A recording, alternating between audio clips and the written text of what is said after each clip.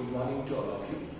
We are here to do the biology chapter number 6, tissues of class 9th, and I am starting with part 1 of this chapter. The part 1 includes, as we know, that tissues. What do you mean by tissue? Is group of cells. Tissue किसे बोलते हैं? Group of sales.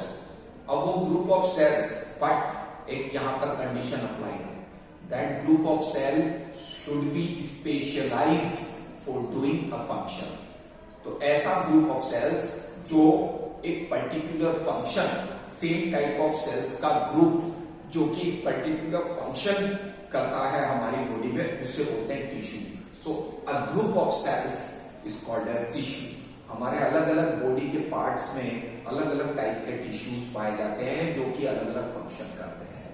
जैसे हमारी body में brain tissues हैं, हमारी body में organ tissues हैं, किडनी, हार्ट, हर जगह पे अपना अपना अलग अलग टाइप के टिश्यूज हैं. तो ग्रुप ऑफ सेल्स को क्या कहते हैं? टिश्यूज.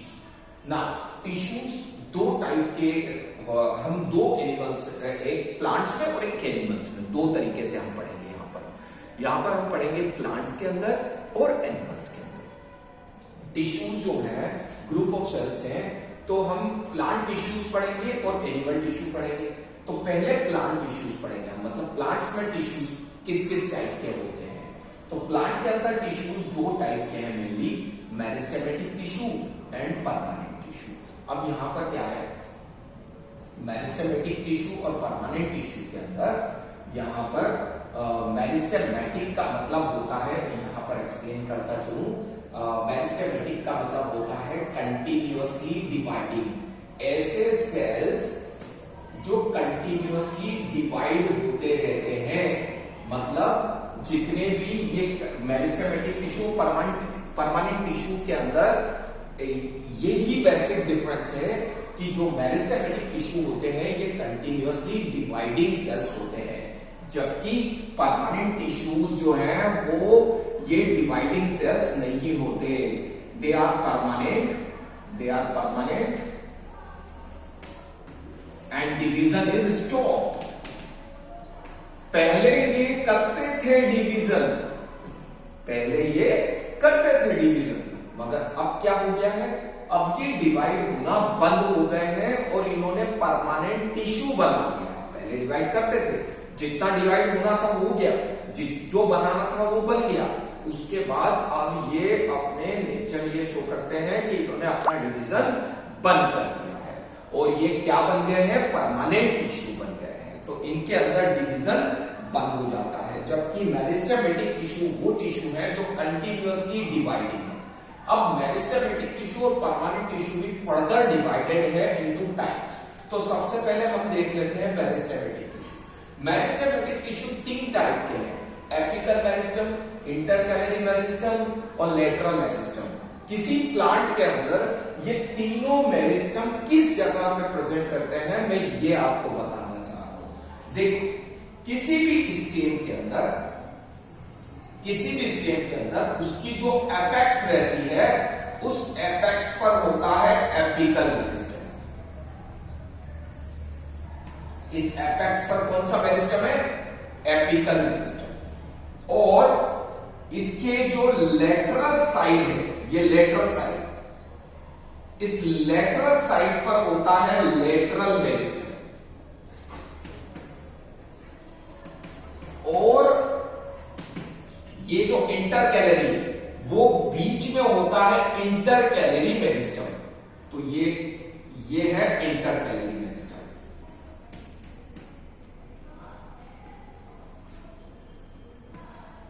इंटरकैलरी मेरिस्टम, ठीक है. तो apex, intercalary meristem and lateral meristem, apical meristem, intercalary meristem और लेटरल मेरिस्टम.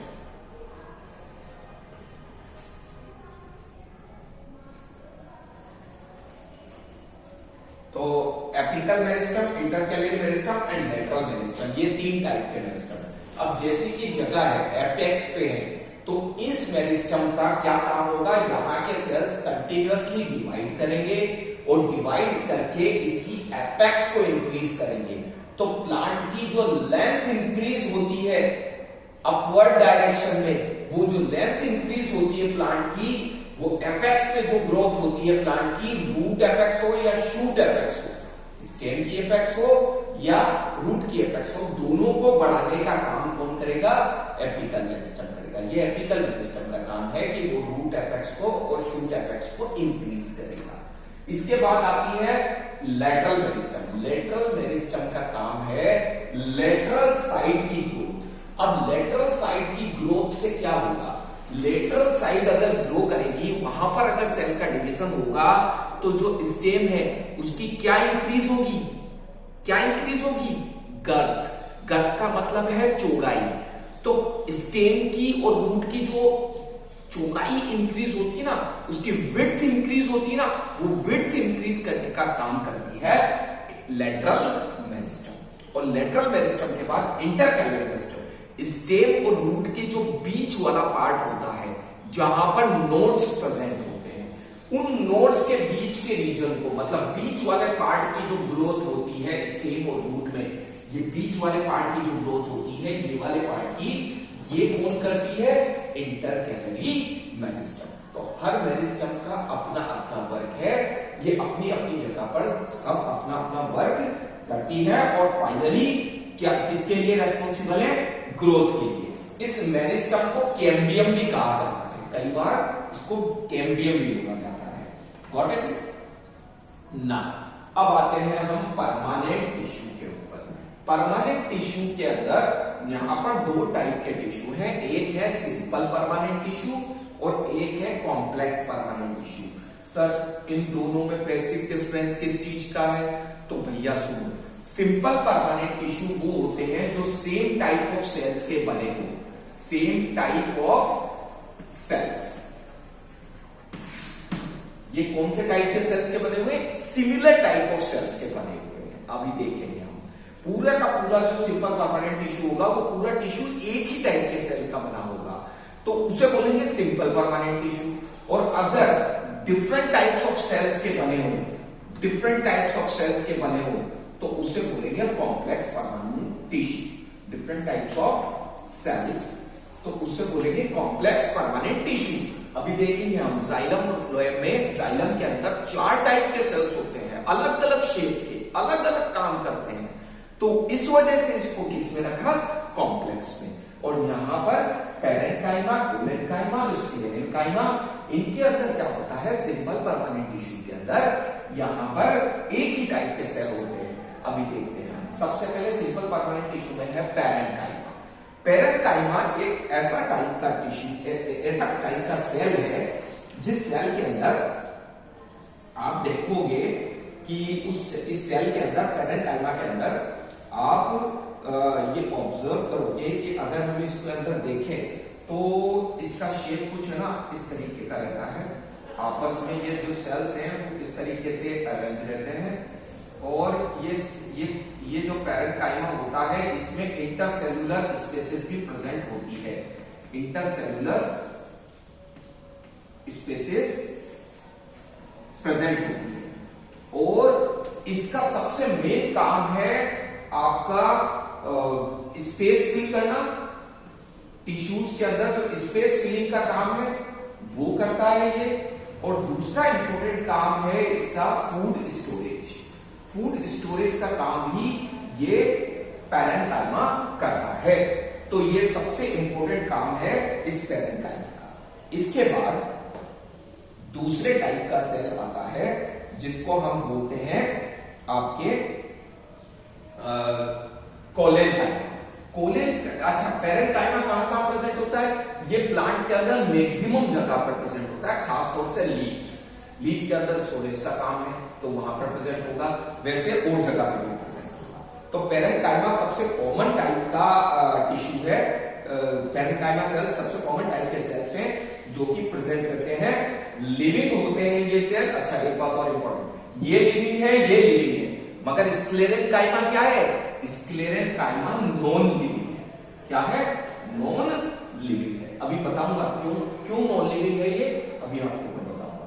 पैरेंकाइमा लिविंग है, ठीक है, तो ये लिविंग है, लिविंग सेल, और इसका सबसे इंपॉर्टेंट काम है फूड स्टोरेज। इसके बाद आता है कोलेनकाइमा। कोलेनकाइमा का जो शेप है वो कुछ इस तरीके का होता है। कोलेनकाइमा का जो शेप है वो कुछ इस तरीके का होता है कि इसके अंदर आउटर इंटरनल स्पेस जो है वो इस तरीके से ये सेल्स होते हैं जिस पर थिकेंड वॉल होती है, और इस थिकेंड वॉल होने की वजह से यहां पर अंदर का जो शेप है वो वॉल थिक होती है।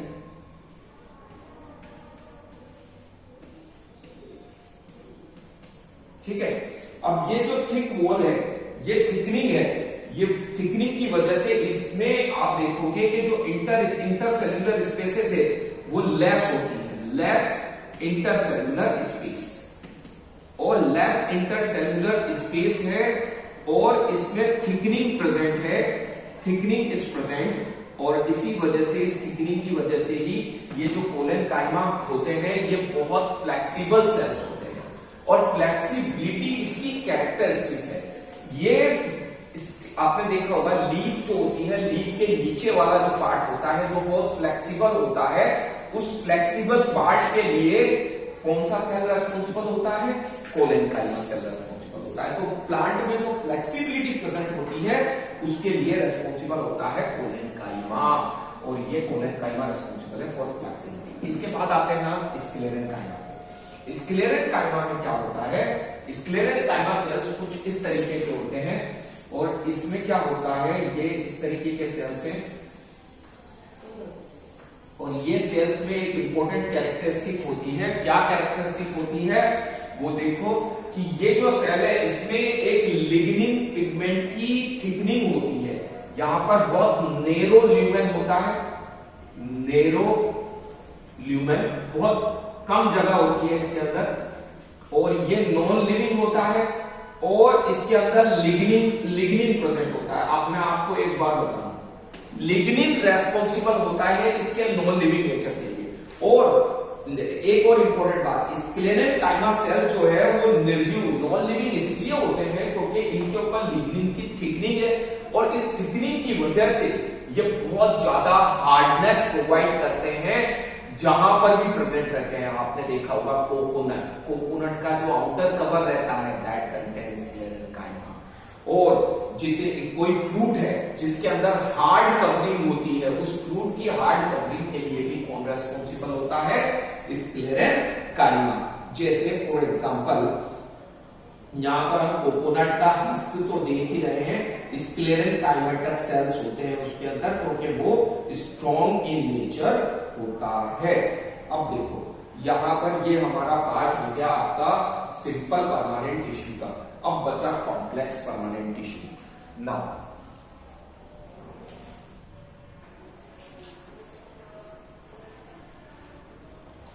Complex permanent tissue. अब हमारा कॉम्प्लेक्स परमानेंट टिश्यू में दो टाइप के टिश्यूज हैं, एक है जाइलम और एक है फ्लोएम। प्लांट्स के अंदर जाइलम का वर्क होता है फूड एंड वाटर को सप्लाई करना, वाटर सप्लाई, और ये कहां से कहां तक चलता है? ये ट्यूब होती है, वो ट्यूब रूट्स से और different parts of a plant parts तक ये क्या पहुंचाती है? वाटर पहुंचाती है। पानी पहुंचाने का काम इस ट्यूब का होता है जिसको बोलते हैं जाइलम, जबकि फूड ट्रांसफर का काम स्टेम लीफ से फूड ट्रांसफर का काम डिफरेंट पार्ट्स ऑफ बॉडी तक, डिफरेंट पार्ट तक, ये किसका काम होता है? फ्लोएम का काम होता है। अब यहां पर जाइलम जो है वो वाटर सप्लाई कर रहा है और फ्लोएम फूड सप्लाई कर रहा है। यहां पर दोनों चीजों में कुछ इंपॉर्टेंट कैरेक्टरिस्टिक इनके स्ट्रक्चर के अंदर होती है, वो हम देखने जा रहे हैं। जाइलम जब वाटर ट्रांसपोर्ट करता है तो एक ट्यूब बनाता है, और वो ट्यूब 4 चीजों से कंबाइन होकर बनती है, और वो 4 चीजें हैं xylem parenchyma, xylem fibre, tracheids and vessels. इनका क्या काम होता है वो देखते हैं। जाइलम पैरेन्काइमा, पैरेन्काइमा का जो काम है वो है फूड स्टोरेज। तो यहां पर भी ये फूड स्टोरेज का ही काम करता है, और ये लिविंग सेल है, लिविंग सेल है ये, लिविंग, ठीक है, लिविंग सेल।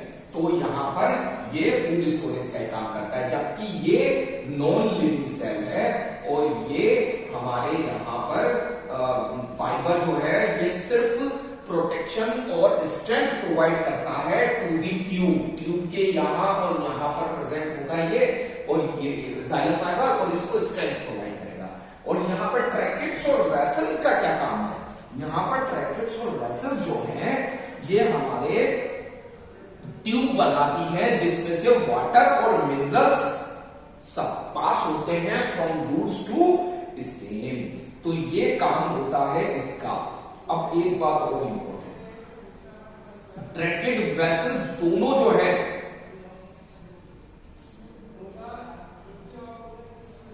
ट्रैकेट्स और वेसल्स दोनों जो है इस पे थिक वॉल होती है, और थिक वॉल होने की वजह से ये दोनों भी मैच्योर होने के बाद डेड हो जाते हैं। डेड मींस इनका काम सिर्फ वाटर और मिनरल्स को पास करना है from the root to different parts of a plant. और ये जो पिट्स नजर आ रहे हैं आपको, ये पिट्स के थ्रू ही वाटर और मिनरल्स पास होते हैं from roots to stem and leaf तक पहुंच जाते हैं। ये काम इस ट्रैकेट्स और वेसल्स का है। इस पे थिक वॉल होती है इनके ऊपर, और थिक वॉल होने की वजह से ये बाद में ब्रेक हो जाती है, ठीक है। अब आते हैं फ्लोएम। फ्लोएम भी 4 टाइप के, और यहां पर भी फ्लोएम पैरेन्काइमा का तो सेम वर्क है, फूड स्टोरेज, और ये लिविंग है। ये भी क्या है? लिविंग है। मगर यहां पर जो है ये नॉन लिविंग है, और यहां पर क्या है? नॉन लिविंग है ये, और नॉन लिविंग के साथ यहां पर ये जो सीव ट्यूब है, ये सीव ट्यूब, ये नॉन लिविंग है, और ये सीव ट्यूब जो है और कंपेनियन सेल जो है ये दोनों लिविंग है। यहां पर न्यूक्लियस प्रेजेंट होता है, और इसकी वजह से ये लिविंग है। मगर सीव ट्यूब में एक इंपॉर्टेंट कैरेक्टरिस्टिक होती है कि यहां पर एक सीव प्लेट होती है जिसके थ्रू फूड पास होता है, और कंपेनियन सेल का काम होता है, ये कंपेनियन सेल सिस्टर सेल भी कहलाता है सीव ट्यूब का, इसका काम होता है टू कंट्रोल सीव ट्यूब। तो यहां पर सीव ट्यूब क्या पास करेगी? फूड पास करेगी from leaf to different parts of a body. यहां पर एक बात और इंपॉर्टेंट है, फ्लोएम सेल्स के अंदर यहां पर फ्लोएम फाइबर को छोड़कर, ये फ्लोएम फाइबर को छोड़कर ये तीनों सेल भी क्या है? लिविंग है। और यहां पर ये दोनों सेल पहले तो लिविंग, बाद में थिकनिंग बढ़ने के बाद नॉन लिविंग हो जाते हैं। तो ये पूरा आपका प्लांट टिश्यू का फंक्शनिंग हुआ, और this is all about for plant tissue, and we will continue in the next lecture part 2 with animal tissue. Thank you.